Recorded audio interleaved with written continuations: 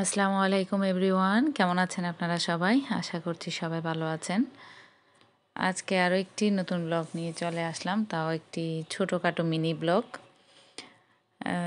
এটা হচ্ছে শুক্রবারের ব্লগ। আমি এখন আমার ছেলের যে পরীক্ষাটার কথা বলেছিলাম ওই পরীক্ষাটার জন্য শুক্রবার সকাল 9:30টার আগে আমরা চলে আসি কেন্দ্রে।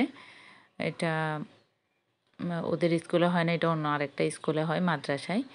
ওখানে আসি, বাচ্চাকে নিয়ে চলে আসি সকাল সকাল। এসে অবশ্য ভালোই হয়েছে, এটা হলটা খুঁজে বের করতেও সময় লেগেছে। এক বিল্ডিং থেকে অন্য বিল্ডিং, স্কুলের ভিতরে এক ডিপার্টমেন্ট থেকে অন্য ডিপার্টমেন্ট আমাদের কিছুক্ষণ খোঁজাখুঁজি করার পরেই আমরা ওর হলটা পেয়েছি। তাও আবার গার্জিয়ানকে উপরে উঠতে দেয়নি, ওরা খুঁজে নিয়েছে, ওদেরকে নাম্বারটা বলে দিলাম, তারপর ওরা উপরে উঠে নিজেরাই খুঁজে নিল আর কি। এই তো এখন এগুলো হচ্ছে বাজার যা করা হয়েছে তা আমি বের করে নিচ্ছি। বের করে সব ঠিকঠাক করে নিয়ে এরপর পরিষ্কার করে নিব। এখানে লেবু, পেঁয়াজ, কিছু ছোটো মাছ বলতে এগুলো মিডিয়াম সাইজের মাছ, এগুলো পোয়া মাছ। তারপর শাক, এই শাকটা এবছরের প্রথম আনলাম আমি, পালং শাক। এরপর আরও কি তেল, তারপর পেঁয়াজ পাতা, এরপর ফুলকপি, কাঁচামরিচ, যা যা আনা হলো বাজার সব কিছু বের করে নিচ্ছি। এটা হচ্ছে একটা বড় মাইট্টা মাছ। এটাতে যেহেতু কাটা নেই, বাচ্চারা এটা আসলে খেতে পারে। কাটা যুক্ত মাছগুলো বাচ্চারা আসলে খেতে পারে না, ওদের কষ্ট হয়ে যায় খেতে। তাই এই মাছটাই ঠিক আছে, কোনো কাটা নেই। আর শীতকালের মাছের মধ্যে এটা আসলে খুব মজা, শীতকালীন মাছের মধ্যে এই মাছটা শীতকালে খেতে মজা লাগে। তো এটাও আনলাম। এরপর এখানে আরও আমি ছোটো মাছগুলো কেটে নিচ্ছি। ছোটো মাছগুলো আমি এগুলো কেটে পরিষ্কার করে ধুয়ে ফ্রিজে রেখে দিব। এগুলা ফ্রিজে রেখে অন্য কোনো একদিন করা যাবে। আজকে বড় মাছটাই রান্না করব। ফ্রেশ মাছ যেহেতু রান্না করলে ভালো লাগবে। ফুলকপি দিয়ে, কাঁচামরিচ দিয়ে, টমেটো দিয়ে এটাকে রান্না করব। এখন ছোটো মাছগুলো করে নিচ্ছি, যাতে এগুলো পরিষ্কার না করে ফ্রিজে রেখে দিলে এগুলো নষ্ট হয়ে যেতে পারে পরবর্তীতে বের করলে। তাই এটা পরিষ্কার করে পেটের ময়লাটা বের করে নিয়ে এটাকে ধুয়ে একেবারে রেখে দিব। শুক্রবারের সময় যেহেতু একেবারেই শর্ট, একদম সময়টা একেবারেই শর্ট লাগে, কম লাগে। তো আজকে যেহেতু বাজারে একটু তাড়াতাড়ি আনা হয়েছে, তাই সময়টা তারপর অনেকটা সাশ্রয়ী মনে হচ্ছে সময়কে। তো এগুলো করে নিচ্ছি, আমি এগুলো কেটে নিচ্ছি। এই তো বাজার সব, শাকটাও পরিষ্কার করে নিচ্ছি আমি। শাকটা এখন ধুয়ে কেটে নিব।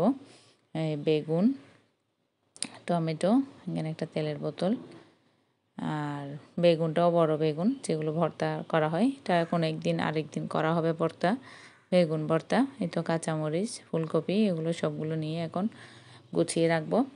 বড় মাছটাও পরিষ্কার করে কেটে ফেলেছি। এবার এখানে হলুদ লবণ দিয়ে সুন্দর করে একটু কিছুক্ষণ ম্যারিনেট করে রাখবো, তারপরে এটাকে তেলে দিব। আমি পাশে শাকগুলোকেও 2-1 বার ধুয়ে আবার পানিতে ভিজিয়ে রেখেছি, যাতে বালি থাকলে বা কোনো কিছু থাকলে ওটা যাতে পড়ে যায়। এভাবে পানিতে ভিজিয়ে দিয়ে রাখলে হয় কি, বালি থাকলে ওগুলো পরিষ্কার হয়ে যায় আর কি, পড়ে যায়। প্রথমে কিন্তু আরও 2-1 বার ধুয়েছি, ধোয়ার পরে আবার পানিতে ভিজিয়ে রেখেছি। এখন কিছুক্ষণ পর আবার পরিষ্কার করব। এখন মাছগুলোতে আমি লবণ আর হলুদ দিয়ে ম্যারিনেট করে রেখে দিব। মাথার লেজকে আমি আলাদা করে রেখে দিলাম। এখন শুধু পিসগুলোই রান্না করব। এখন আমি চলে আসছি পেঁয়াজ ব্লেন্ড করতে।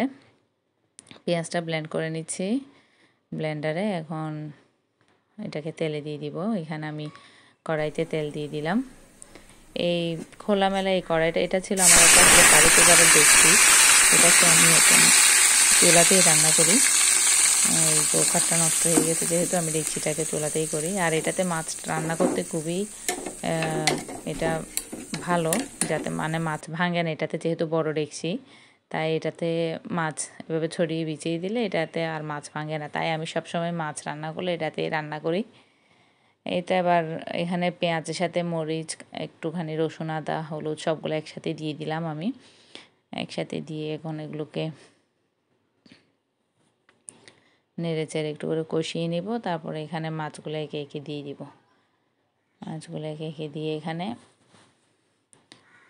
এরপরে কিছুক্ষণ মাছ সহ একেবারে কষতে দিব আর কি। আজকেরটা হচ্ছে একেবারে একটা ছোট একটা মিনি ব্লগ। এটা শুক্রবারের দুপুর পর্যন্তই শ্যুট করা ছিল, এরপর আর করা হয়নি, জাস্ট এতটুকুতেই। শুক্রবার যেহেতু টাইমটা একেবারেই মানে কম লাগে, সকাল থেকে একেবারে নাস্তা দুপুরের খাবার এগুলো করতে করতেই সময়টা চলে যায়, আর এরপরে ক্লান্ত হয়ে যায় দুপুরের পরে। এই তো এই জিনিসটা এখন রান্না করা শেষ। এখানে আমি ফুলকপি দিয়ে একটু টমেটো দিয়ে এখন পেঁয়াজ পাতা আর ধনে পাতা দিয়ে এটাকে নেড়ে চেড়ে নামিয়ে নিব। রান্না শেষ, এটা হয়ে গেছে। তরকারি আসলে খুবই মজা হয়েছিল জিনিসটি, তরকারিটি খুবই মজার ছিল, মাছটাও খুবই স্বাদ ছিল। তো এই তো হয়ে গেছে। তো আজকের ব্লগটি আসলে এই পর্যন্তই। সবাই জানাবেন কেমন লাগলো ব্লগটি আপনাদের কাছে, আর কোন সময়ে ব্লগ দিলে আপনাদের জন্য ভালো হবে, আপনারা সময় নিয়ে দেখতে পারবেন, আমাকে জানাবেন। আজ এই পর্যন্তই। আল্লাহ হাফেজ।